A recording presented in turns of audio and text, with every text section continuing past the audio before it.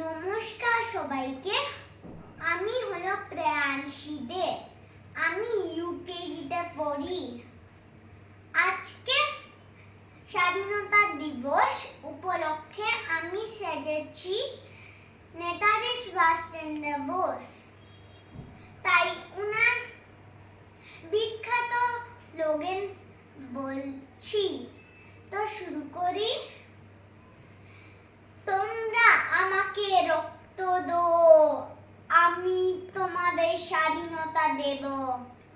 দিল্লি চলো, স্বাধীনতা দেওয়া হয় না, ছিনিয়ে নিতে হয়। নরম মাটিতে জন্মেছে বলেই বাঙালির এমন সরল প্রাণ। মনে রাখতে হবে যে সবচেয়ে বড় অপরাধ হলো অন্যায়ের সঙ্গে আপোষ। জয় হিন্দ।